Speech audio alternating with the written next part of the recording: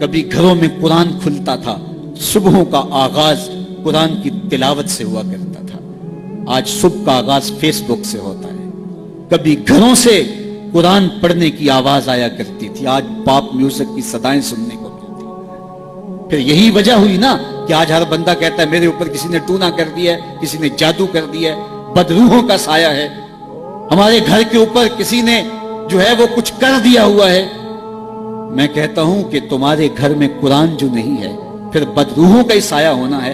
اگر قرآن کی تلاوت ہوتی اللہ کی رحمت کے فرشتے اترتے، اللہ کی رحمت کا سایہ ہوتا تمہارے گھروں کے اندر، اللہ کی رحمتوں اور اس کے انوار کی بارش ہوتی تمہارے گھروں کے اندر، اور پھر کیا ہوتا ہے؟ بھاگتے عاملوں کے پاس،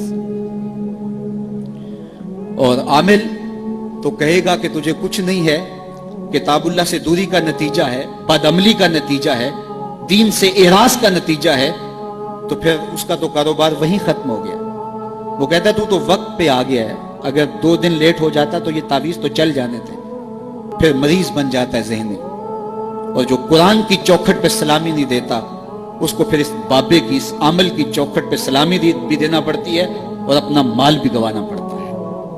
اور روز آئے دن اخباروں کے اندر ایسے جعلی عاملوں کی کہانیاں چھپتی ہیں، اور سوشل میڈیا کے اوپر بھی آپ دیکھتے ہیں کہ یہ کیسے کیسے بد نصیب لوگ ہوتے ہیں اور کیسی کیسی کارروائیاں بھی کرتے ہیں۔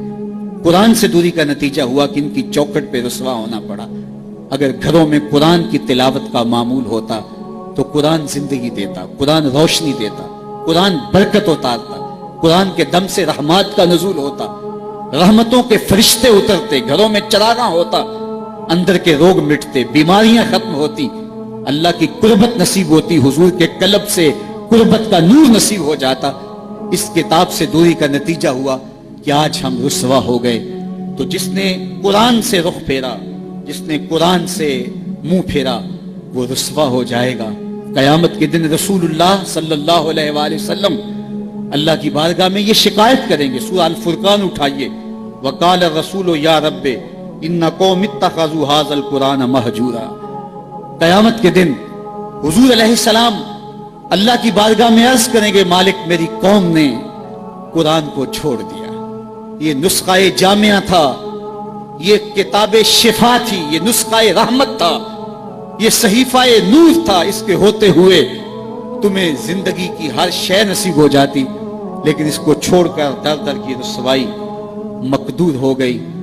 آج ہمارے اوپر اگر ظالم حکمران مسلط ہیں تو ہم دیکھیں، ہم اپنے آپ کو دیکھیں کہ ہم کہاں کھڑے ہیں۔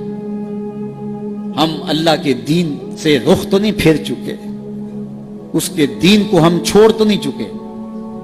جس نے قرآن سے اعراض کیا پھر اس کی معیشت تنگ کر دی جائے گی، اس کی زندگی تلخیوں سے بھر دی جائے گی، سب کچھ ہونے کے باوجود زندگی میں سکھ نہیں ہوگا، سامان راحت تو ہوگا، راحت نہیں ہوگی، دولت تو ہوگی لیکن دولت سے حاصل ہونے والا سکون اور نفع اسے نہیں پہنچ پائے گا۔ ہر وقت تلخی کی زندگی بسر کرے گا جس نے قرآن سے رخ پھیر لیا۔ قرآن تو ہماری سربلندی کی ضمانت تھا، قرآن تو عروج کی ضمانت تھا۔ اللہ سے محبت کی دلیل قرآن مجید سے محبت ہے، اور قرآن مجید سے محبت کی دلیل رسول اللہ کی محبت ہے، اور رسول اللہ سے محبت کی دلیل رسول کریم کی سنت سے محبت ہے، اور رسول اللہ کی سنت سے محبت کی دلیل بدعت سے نفرت ہے۔ اگر ہم قرآن سے پیار کریں تو ہمیں اللہ کی محبتیں نصیب ہوں گی۔ تو آئیے کتاب اللہ کے ساتھ جڑ کے ہم اپنی زندگی کے اندر روشنیاں کریں۔